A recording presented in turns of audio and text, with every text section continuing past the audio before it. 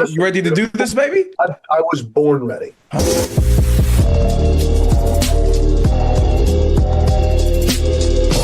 Ladies and gentlemen, welcome back to Unlikely. And joining us on behalf of Happy Gilmore 2, which releases on Netflix this Friday, July 25th, is honestly arguably the most requested guest to be on the show. He is now a member of the Hurt Syndicate. He's the longest reigning AEW World Champion of all time. And of course, a part of the star-studded cast of Happy Gilmore 2. It's MJF. Max, first and foremost, thanks for joining us. I know last night, the big red carpet in New York. How are you feeling, man?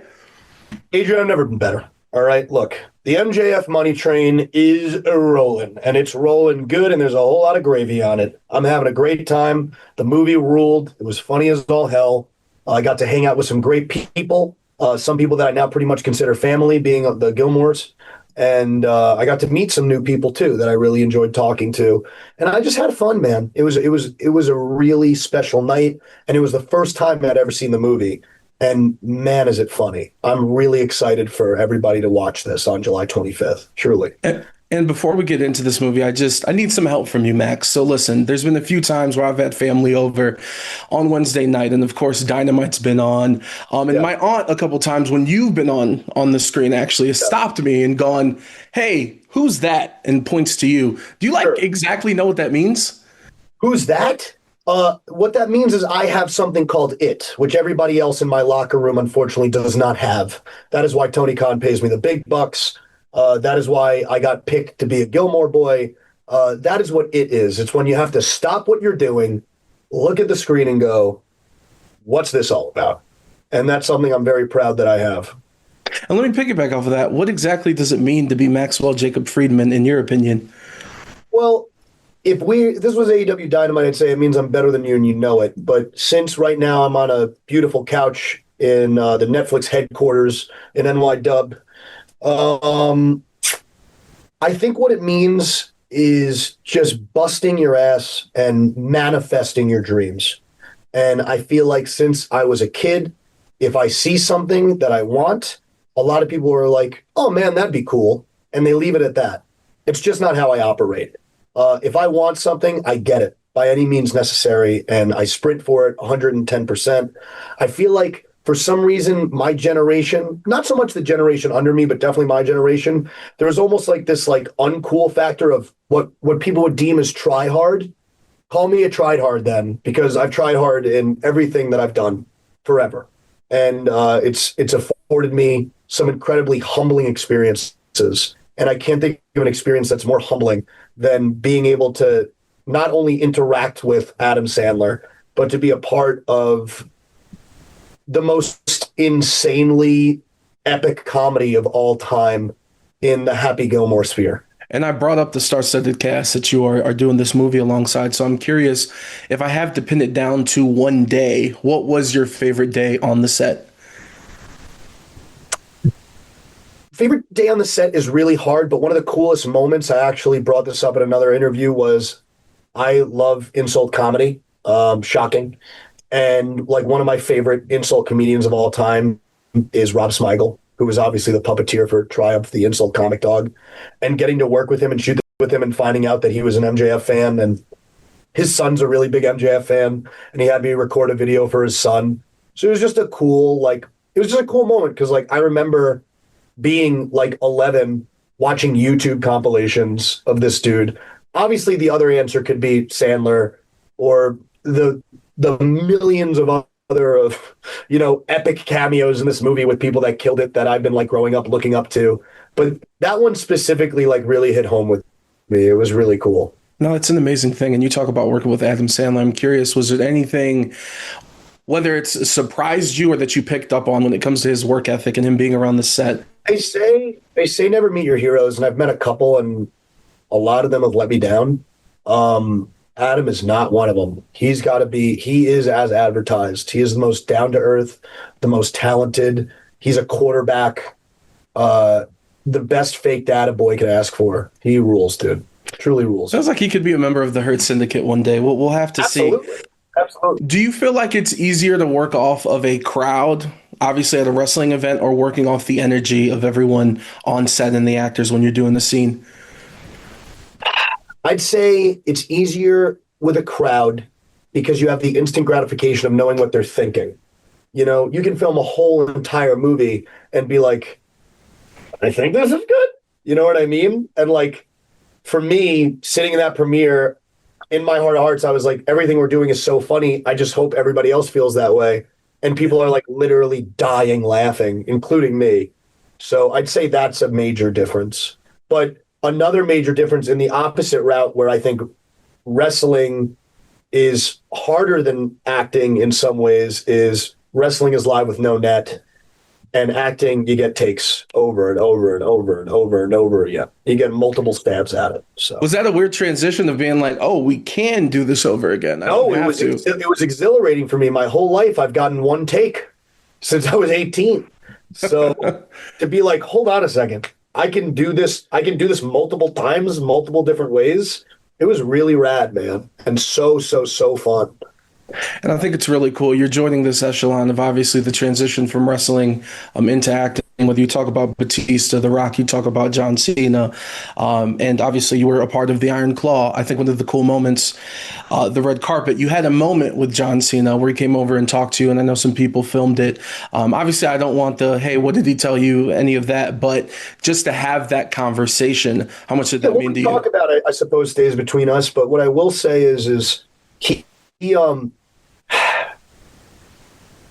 again, another guy that is as advertised, a hardworking, intelligent, freaking, just good human being. He's just a great human being.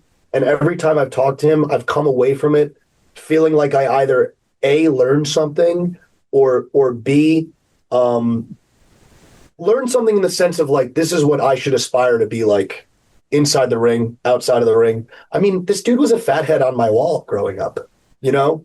Cena was my first love, and then it was Punk, right? So it's really cool getting to talk to him, for sure. I want to ask you, outside of obviously the physicalness of preparing to be a professional wrestler, but when you look at whether you're going into a role, you're going into a match, I guess mentally, what are some of the different aspects? They're the same. What I do is I draw upon things about myself to make what I'm doing feel real and authentic, because it is real and authentic to me. And in doing so, Adrian, it makes people realize that when I'm on screen, what they're getting isn't an act. It's real to you because it's real to me. And I apply the same rules for acting that I do wrestling. And before we get out of here, I want to touch base a little bit on wrestling before we leave. You've spoken a lot about how the locker room, the morale's higher than it's ever been. People actually want to be there. People are hungry. People I hate are talented. everybody in the locker room, but everybody's happy right now. Yeah, people are smiling, and obviously AEW All In that just happened here in Dallas, Texas. I was fortunate enough to go to cover it. The energy in there was amazing to see. Would you describe the feeling that you have leaving that event, winning that Casino Gauntlet, which is a match they'll be talking about for decades? Is the feeling proud? I would use that word, but I would also use the word like, or I guess the phrase, the sentence, I saw it coming. Like, I manifest these things in my head when it comes to wrestling, and I think about them over and over and over again ad nauseum. So the reason that when you watch me on your screen, everything looks so great is because I am an absolute mental patient, and it needs to be great. I'm a perfectionist. Everything, whatever comes out of my mouth that I'm saying, whatever I'm doing physically, it needs to be top notch. And that's why you don't catch MJF slip. I just don't slip. It's not a thing. It doesn't exist. And that night was a great night. I have my Casino Gauntlet contract now. I can execute it whenever I want. And as you know, I think Seabiscuit, the cowboy, Hangman Adam Page, he's talentless. He's a bad person. He's a phony. I think the only reason everybody got behind him is because they felt bad for him. He's a loser. And I'm really excited to beat him inside the squared circle and take back what is factually, rightfully mine. Because when I did hold it, it was the most successful the company had ever been from every single metric and standpoint. Don't let social media fool you. It was the best houses we had ever done. It was some of the best minute-for-minute ratings we'd ever have in the history of the company, and that's because the company was on my back. A horse can't be the face of your company.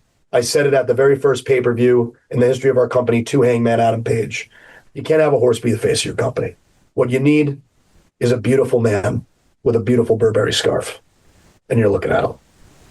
Which is why my aunt was like, "Who's that?" when she saw it on the screen. And we're gonna close out with the spicy question. But before we do that, I want to remind people: Happy Gilmore 2 available on Netflix this Friday, July 25th. You can see MJF, Adam Sandler, and a star-studded cast on Netflix again this Friday, July 25th. One of the things I appreciate about you, specifically the few times that you do interviews, you're very transparent. You're very honest. When people are asking you about WWE and their counter programming and all this other stuff, you're very realistic. It's like they're running a business, they're trying to win. We're running a business, I'm running a business, we're trying to make money. This is how this works. And I know you're not too fond of Tony Khan, not the greatest boss in the world. Yeah, huge mark. How do you feel when he's gotten snippy when it comes in specifically with WWE and their counter programming, where he's like, "Hey, we're well aware and we're not backing down. We know what we're doing is right." I think that you'll notice that Tony's approach now is a whole lot more different. And this is the most professional he's ever been online. He's only talking about our company. He's not throwing pot shots. And that's because the truth is he really is now only focused on our shit fully. And I will give him credit for that. This is the most in the weeds, as the kids would say, that I've ever seen my boss be in. And I think right now we have an insane amount of momentum. And as much as I hate his guts, you have to give him credit for that. You have to. We're a 6-year-old company, and we are the second most financially successful professional wrestling company of all time after only 6 years. It sounds fake, but it's not. We had 82,000 people chanting MJF at Wembley Stadium, the biggest wrestling show of all time, where I retained my world championship. Sounds fake, but it's not. We just did the second biggest show on American soil at Globe Life freaking Field in Texas. Sounds fake, but it's not. All Elite Wrestling makes professional wrestling better. Point blank. And I think the reason that when a WWE wrestler is getting interviewed, they get asked AEW questions, and the reason why when MJF's getting interviewed, he's getting asked WWE questions, is because the fans can't help but be tribalistic. And I think it's dumb, but by all means, do with your fandom what you want to do. What I say is just enjoy professional wrestling, but most importantly, enjoy me, because I'm a generational talent, and I'm here for a good time, not necessarily a long time. So soak it all in while you can. And enjoy him on Happy Gilmore 2, available on Netflix this Friday. Maxwell, it was an honor having you on the show, and thank you so much for the time, brother. Thanks for having me. Don't you dare be sour. Clap for Unlikely with Adrian Hernandez and feel the power.